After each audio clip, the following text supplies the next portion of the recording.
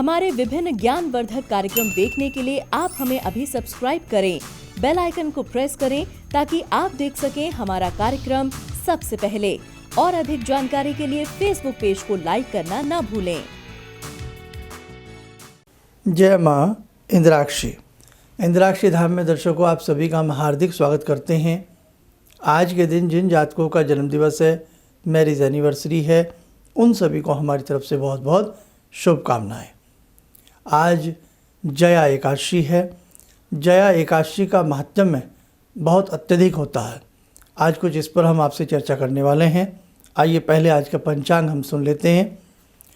23 फरवरी सन 2021, दिन मंगलवार, माघ मास, शुक्ल पक्ष, संवत 2077, तिथि एकादशी वो भी जया, नक्षत्र आर्द्रा, राहु काल 3 से 4:30, दिशा सूल उत्तर दिशा। भगवान श्री कृष्ण कहते हैं कि एकादशी का व्रत रखने वाला जो भी हो, नर नारी, उत्तम फल की प्राप्ति उसे होती है। और हर महीने 2 एकादशी आती हैं, शुक्ल पक्ष की और कृष्ण पक्ष की। ये माघ मास के शुक्ल पक्ष की एकादशी है जिसका नाम जया है। आज इसका व्रत जो भी रखते हैं उत्तम फल उन्हें प्राप्त होता है। आज के दिन भगवान श्री हरि का संकीर्तन, भगवान श्री हरि की सेवा, गौ माता की सेवा, आज के दिन बांटा गया फल, आज के दिन डाला गया पक्षियों को दाना, आज के दिन किए गए सत्कर्म अनंत गुना फल की प्राप्ति कराते हैं। मेरे साधकों, भगवान श्री कृष्ण ने जया एकादशी के बारे में क्या कहा है थोड़ा सा आप जानें। भगवान श्री कृष्ण कहते हैं, माघ मास के शुक्ल पक्ष में जो एकादशी होती है उसका नाम जया है। वह सब पापों को हरने वाली उत्तम तिथि है। पवित्र होने के साथ ही पापों का नाश करने वाली तथा मनुष्यों को भोग और मोक्ष प्रदान कराने वाली है। इतना ही नहीं, वह ब्रह्म हत्या जैसे पाप तथा पिशाचत्व का भी विनाश करने वाली है। इसका व्रत करने पर मनुष्यों को कभी प्रेत योनि में नहीं जाना पड़ता। जया ब्रह्म हत्या का पाप भी दूर करने वाली है। जिसने जया एकादशी का व्रत किया है उसने सब प्रकार के दान दे दिए और संपूर्ण यज्ञों का अनुष्ठान उसने प्राप्त कर लिया। कहने का भाव, योगीराज भगवान श्री कृष्ण एकादशी के महात्म्य को अत्यधिक बल देते हैं। मुरली मनोहर की जय हो, सभी की कामनाएं पूर्ण हो। आज के दिन भगवान श्री हरि का आप सब संकीर्तन करते रहें। चलते फिरते उठते बैठते श्री हरि का नाम आप जपते रहें। हमारे शास्त्रों में कोई ना कोई दिन व्रत बन जाता है, कोई तिथि अमोघ फल प्रदायिनी बन जाती है, कोई किया गया पुण्य अनंत गुना फल का प्राप्त कारक बन जाता है। कहने का भाव, मेरे साधकों, जितना आप अपने जीवन में जप तप तितिक्षा कर लेंगे उतना संसार में सर्वश्रेष्ठ आप मालदार व्यक्ति रहेंगे। कहने का भाव, मालदार किस नियति में, किस मतलब में कि हमारे जीवन में हमारे पापों का भी हिसाब होता है और हमारे पुण्यों का भी हिसाब होता है। पापों के हिसाब में अगर कमी बत्ती रह जाए तो उसे दूर करने के लिए पुण्य ही काम आते हैं। पापों को मिटाने के लिए, पापों को दूर करने के लिए धन की आवश्यकता नहीं होती, ना आपके बैंक बैलेंस की आवश्यकता होती है। पापों का विनाश आपका सत्कर्म ही कर सकता है।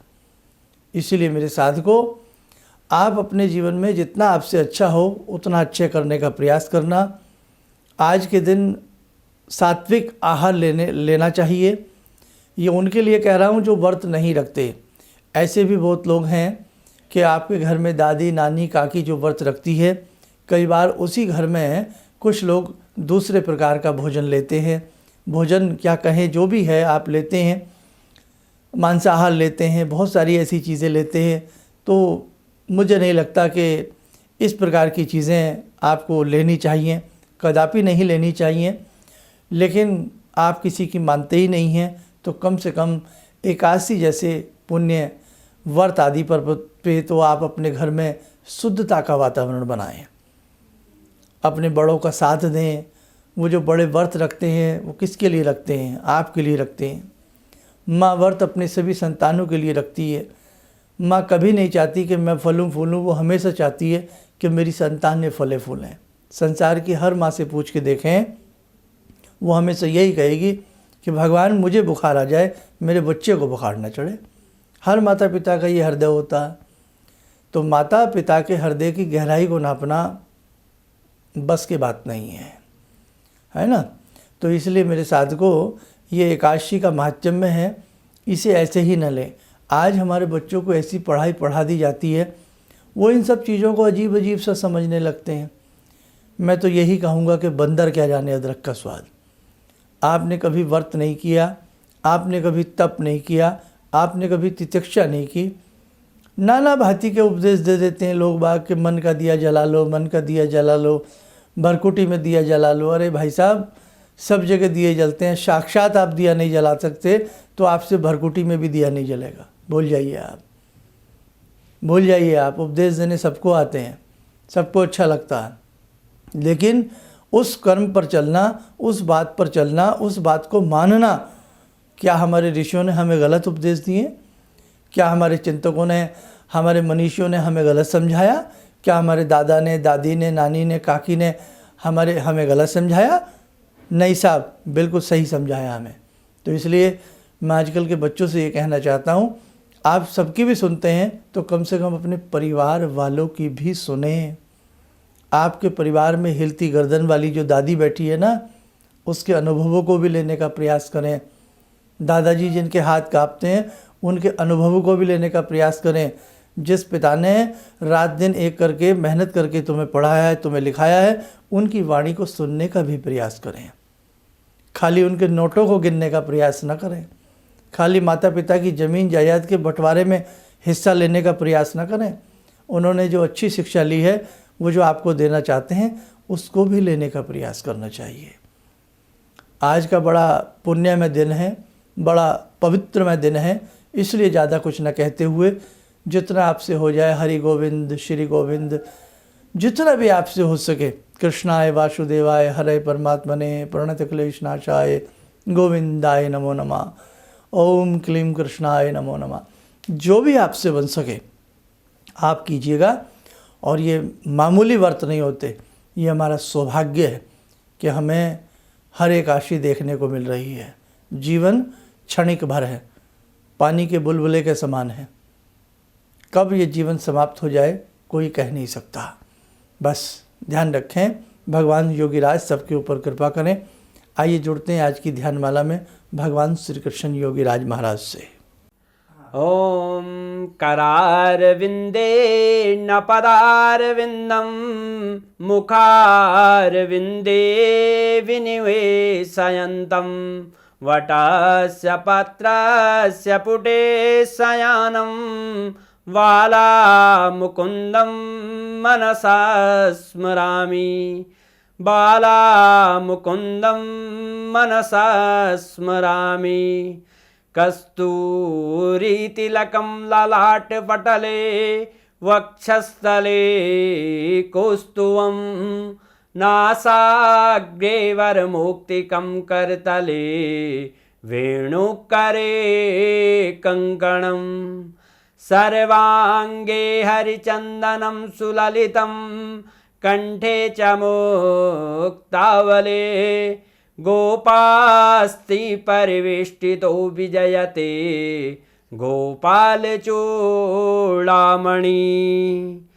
शान्ताकारं भुजगशयनं पद्मनाभं सुरेशं विश्वाधारं गगनसदृशं मेघवर्णं शुभांगं लक्ष्मीकान्तं कमलनयनं योगवृद्ध्यानगम्यं वन्दे विष्णुं भवभयहरं सर्वलोकैकनाथं। कवच बना लें, ध्यान करें, भगवान श्री कृष्ण का आशीर्वाद सभी के ऊपर बरस रहा है।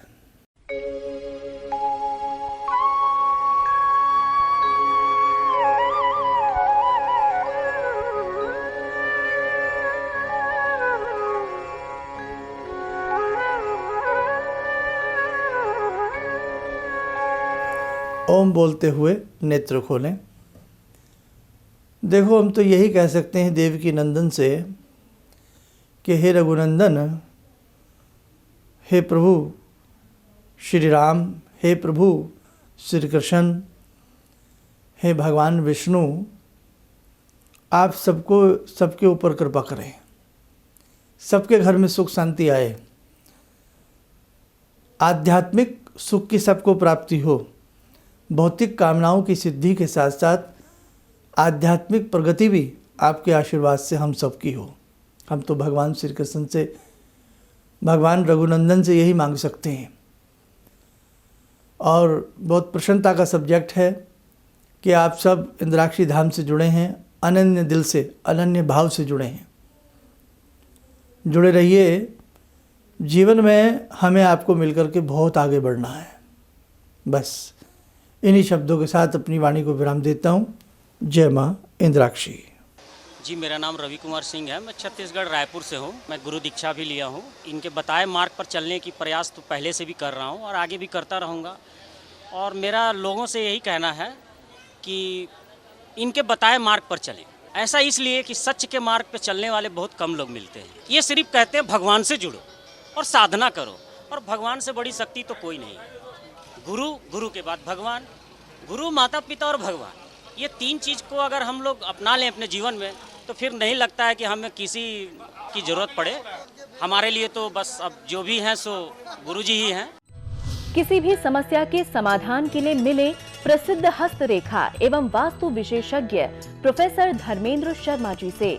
नोट: शिविर में भाग लेने हेतु एवं व्यक्तिगत रूप से मिलने के लिए कॉल करने का समय सुबह 10 बजे से शाम 6 बजे तक।